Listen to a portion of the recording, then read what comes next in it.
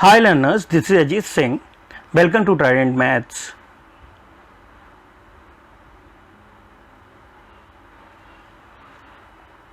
जहां हम सीखेंगे मैथ्स को सबसे आसान तरीकों से। तो let's begin. Good morning everyone. जिस तरीके से आपने देखा था कि मैंने लास्ट वीडियो मेंस्ट्रुएशन के ऊपर बनाया था और उसमें मैंने कुछ प्लेन फिगर्स के एरिया एंड पेरीमीटर के फॉर्मूले लिखे थे, उसी के आगे हम स्टार्ट करने जा रहे हैं और हमारे कुछ प्लेन फिगर्स हैं जिनके एरिया एंड पेरीमीटर बाकी हैं, तो हम वो लिखेंगे और उसके बाद और अच्छे कॉन्सेप्ट देखेंगे इसी टॉपिक से रिलेटेड। चलिए फिर आज का वीडियो स्टार्ट करते हैं। ओके, तो लास्ट वीडियो में मैंने 13 फॉर्मूले देख लिए थे, तो उसके आगे नेक्स्ट जो हमारा डायग्राम है, जो 2D फिगर है, वो क्या है देखते हैं। तो वो हो गया 14 और ये जो रहेगा ये है सर्कल। फिगर कैसा रहता है, ऑब्वियसली सबको ही पता होगा। सर्कल होता है जिसमें ये सेंटर होता है और ये रेडियस बोला जाता है, सेंटर से सर्कमफ्रेंस की डिस्टेंस, रेडियस।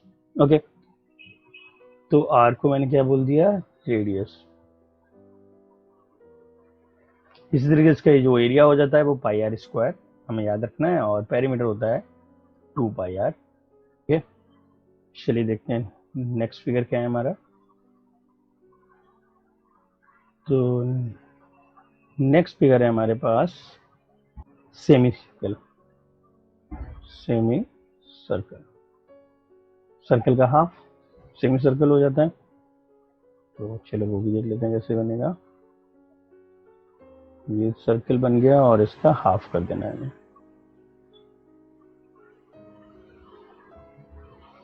Semi circle.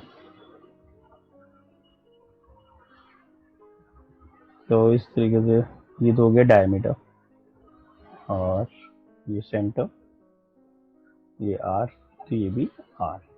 तो अब देखो इसका रेडियस, ओब्वियसली आर यहाँ रेडियस ही है, तो इसका जो एरिया होगा सेमी सर्कल, अगर पूरे सर्कल का एरिया पाई आर स्क्वायर है तो सेमी सर्कल का हाफ पाई आर स्क्वायर। तो इस तरीके से अगर मैं, ये 2 पाई आर है, ये 2 पाई स्क्वायर नहीं है, सॉरी 2 पाई आर लिखना था, यहाँ पे स्क्वायर क्यों लिखा मैंने। हाँ, 2 पाई आर होता है पेरीमीटर सर्कल का, जिसे हम सर्कमफ्रेंस भी बोलते हैं। ये क्या हो जाता है हमारा सर्कमफ्रेंस, सर्कमफ्रेंस। ओके, तो अब टोटल का सर्कमफ्रेंस 2 पाई आर है, तो हाफ का क्या हो जाएगा, पाई आर। ठीक है ना। चलिए नेक्स्ट देखते हैं। नेक्स्ट है सर्कल का ही पार्ट है और उसको बोलते हैं हम क्वाड्रेंट। क्वाड्रेंट का मतलब हो गया जब आप सर्कल को 4 इक्वल पार्ट्स में डिवाइड करते हो तो जो एक पीस रहता है ना, वो कहलाता है क्वाड्रेंट। यानी कि एक सर्कल है, अगर उसे 4 इक्वल पार्ट्स में डिवाइड किया जाए तो वो 4 क्वाड्रेंट में डिवाइड होता है। तो यानी कि जो एंगल रहेगा बीच में वो होगा 90 डिग्री। ये तो अगर ये ओ ए बी की बात करें तो ये ओ ए बी जो है वो एक हमारा क्वाड्रेंट हो गया। ये रेडियस है, ये रेडियस है, और हमें अब इसके एरिया और पेरीमीटर की बात करनी है। तो ये हमारा एक क्वाड्रेंट हो गया, यानी कि रेडियस वापस से आर होगी। तो ये देखो 1/4 हो गया सर्कल का, यानी कि 1/4 पाई आर स्क्वायर।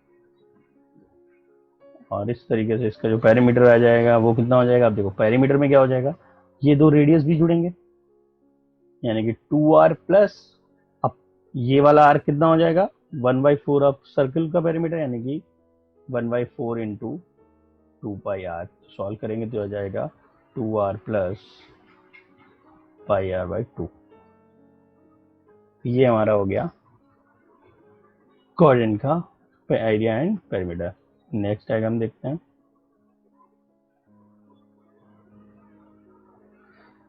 तो यहीं से बात आती है area of sector.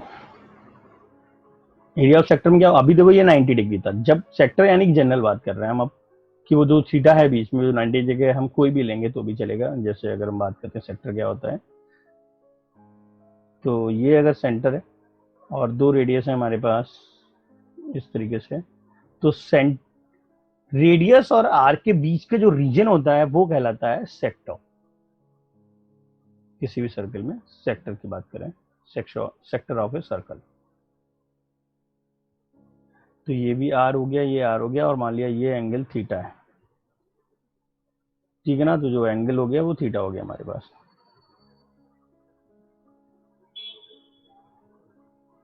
Angle of sector, and r क्या हो गया, रेडियस।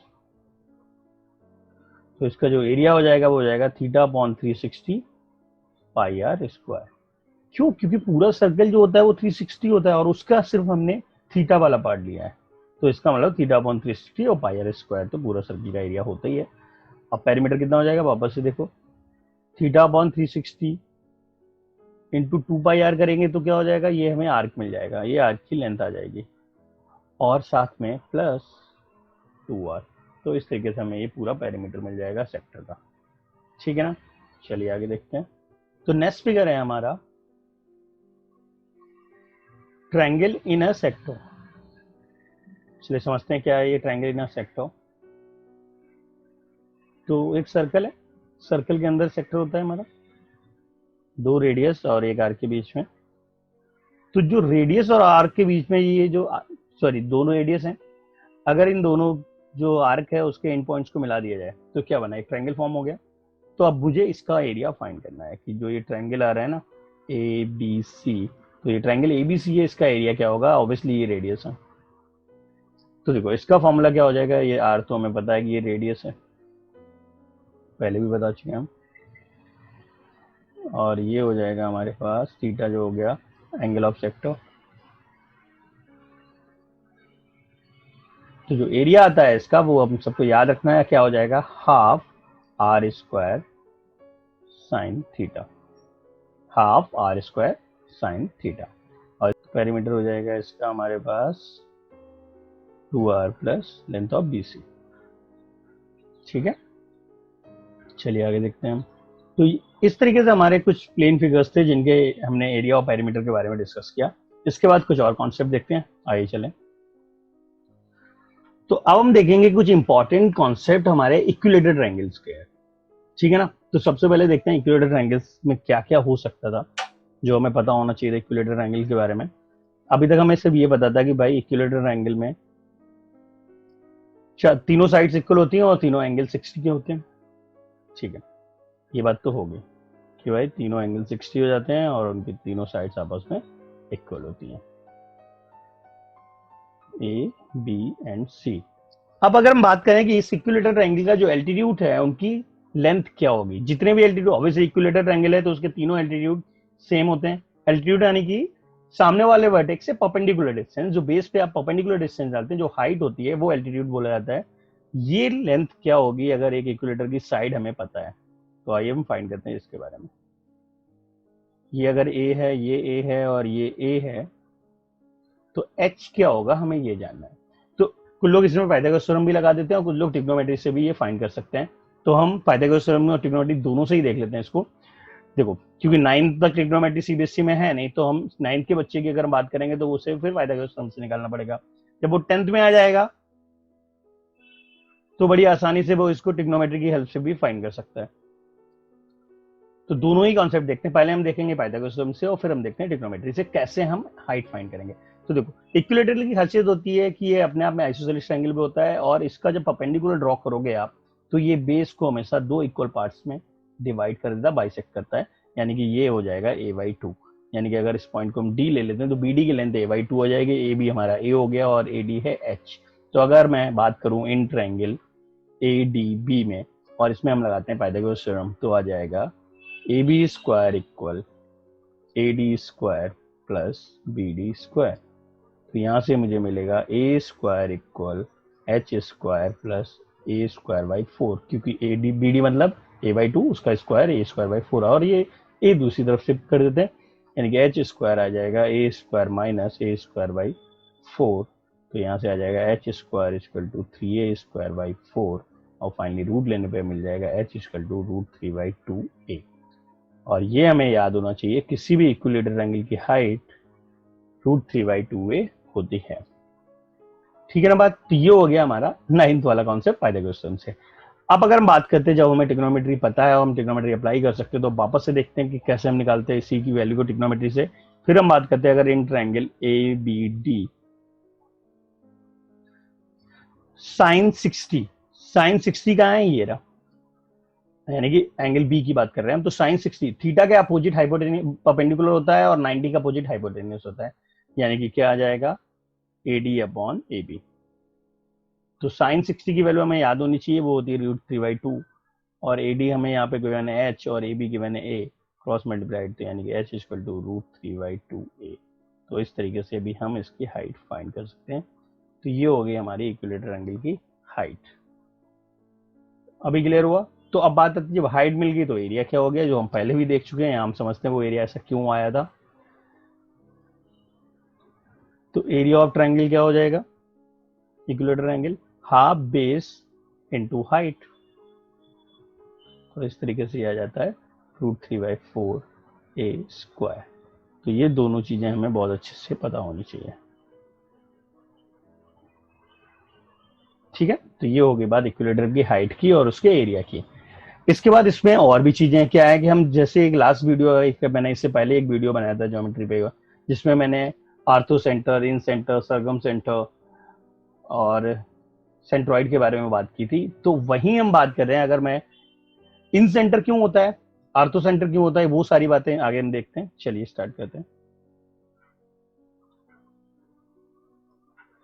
तो जब हम बात करते हैं इन सेंटर की, तो कैसे बनाया जाता है किसी भी ट्रायंगल का इन सेंटर, वो देखते हैं। तो हम बात अभी इक्विलेटरल ट्रायंगल की ही कर रहे हैं, तो उसी के इन सेंटर की बात कर रहे हैं। तो देखो सिंपली ये मैंने इक्विलेटरल ट्रायंगल बना लिया। अब देखो इन सेंटर क्या होता है, इन सेंटर एक्चुअल में होता है कि जब आप एंगल बाइसेक्टर ड्रॉ करते हैं और वो जहां इंटरसेक्ट करते हैं, तो वो इन सेंटर आता है एंगल बाइसेक्टर। यानी कि ये एंगल बाइसेक्टर होगा, ये भी एंगल बाइसेक्टर होगा, और ये भी एंगल बाइसेक्टर हो जाएगा। अब इक्विलेटरल ट्रायंगल की खासियत ये हो जाती है कि उसका एंगल बाइसेक्टर, सेंट्रॉइड, इन सेंटर, आर्थो सेंटर सब एक ही जगह पे होते हैं, एक ही पॉइंट होता है। क्यों? क्योंकि median, angle bisector, perpendicular bisector, ये सभी के सभी सेम लाइनें होती है। तो ये हमारा सेंट्रॉइड भी है और साथ में इन सेंटर भी है। अब सेंट्रॉइड की खासियत क्या होती है, सेंट्रॉइड की खासियत ये होती है कि अगर ये मान लिया जो O है ये हमारा सेंट्रॉइड है, तो सेंट्रॉइड की खासियत होती है वो मीडियन को दो इक्वल पार्ट्स, सॉरी 2:1 के रेशियो में डिवाइड करता है। तो ये हमारा 2 हो जाएगा और ये 1 हो जाएगा। यानी कि हमें पता होना चाहिए कि AO:OD ये है हमारा 2:1। और अगर ये आपको डिटेल में जानना है तो आप मेरा लास्ट वीडियो ज्योमेट्री वाला देख सकते हो, उसमें मैंने बहुत अच्छे से बताया है कि मीडियन 2:1 के रेशियो में डिवाइड होता है जब सेंट्रॉइड उसे कट करता है। तो इस तरीके से ये 2:1 आ गया। और यही इस केस में इन सेंटर भी होगा जो O है। अब इन सेंटर की खासियत क्या होती है, इन सेंटर क्यों बोलते हैं कि अगर मैं OD को रेडियस मान के एक सर्कल ड्रॉ करता हूं, तो वो इस ट्रायंगल के अंदर बनेगा प्रॉपर ऐसे। एक अगर सर्कल आप बनाते हो यहाँ पे, तो वो ऐसा टच करता हुआ तीनों साइड्स को, और ये एक इन सर्कल बन जाएगा। तो ये हो जाता है हमारा इन सर्कल। और ये हमारा जो रह गया, ये रेडियस, ये रेडियस और ये रेडियस, ये परपेंडिकुलर होते हैं। तो बात आती है कि जो इन रेडियस है वो क्या चीज है, यानी कि OD की हम बात करें। अब ये कैसे फाइंड करना है वो समझते हैं। अभी थोड़ी देर पहले हमने AD निकाला था और साइड के टर्म में, यानी कि लेंथ जो साइड हमारी A है उसके टर्म में OD की बात कर रहे हैं, इन रेडियस क्या होगा। तो देखते हैं कैसे निकालते हैं हम। तो AD हमारा था √3/2A, ठीक है।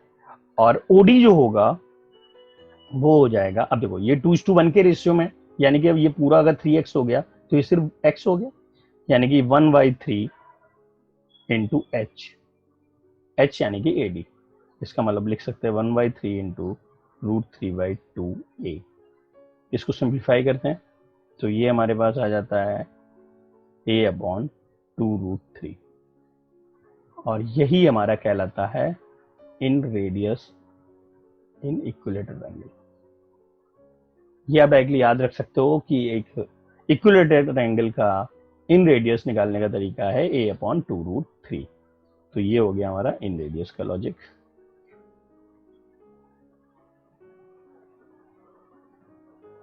इन इक्विलेटरल एंगल, ठीक है। अब देखो हम बात करते हैं सरकम सेंटर की और सरकम सर्कल की। तो अभी देखते हैं इन इक्विलेटरल एंगल में ही बातें हो रही हैं। तो नेक्स्ट जो है हमारा पॉइंट वो है सरकम रेडियस एंड सरकम सेंटर। तो फिर समझते हैं।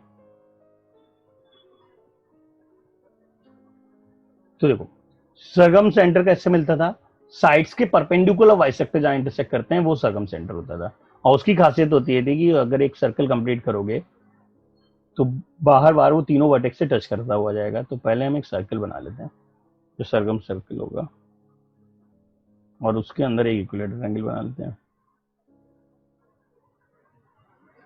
ये मैंने कहा इक्विलेटरल एंगल है। तो ये है हमारा सरगम सर्कल ए बी सी, और ये हम सरगम सेंटर की बात कर रहे हैं। अब ये कैसे फाइंड करते हैं, फिर से देखते हैं। जिस तरीके से अभी हमने देखा था, मैंने पहले बोला था आपको कि जो सेंट्रॉइड, इन सेंटर, सरगम सेंटर, आर्थो सेंटर, सबके सब सेम पॉइंट होते हैं हमारे इक्विलेटरल एंगल में। तो जिस तरीके से हमें पता है कि ये अगर सेंट्रॉइड होगा तो ये 2:1 के रेशियो में डिवाइड करेगा। इसका मतलब जो ये OA होगा वही तो रेडियस होगा, OA ही तो हमारा सरकम रेडियस हो गया।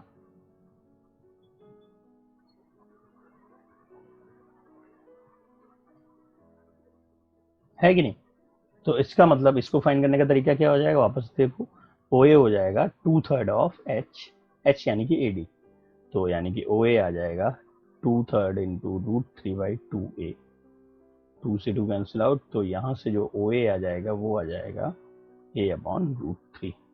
तो ये हमारा आ गया सर्कम रेडियस इन इक्विलेटर ट्रायंगल। तो ये भी आपको समझना है और लिख लेना है इसको, ठीक है।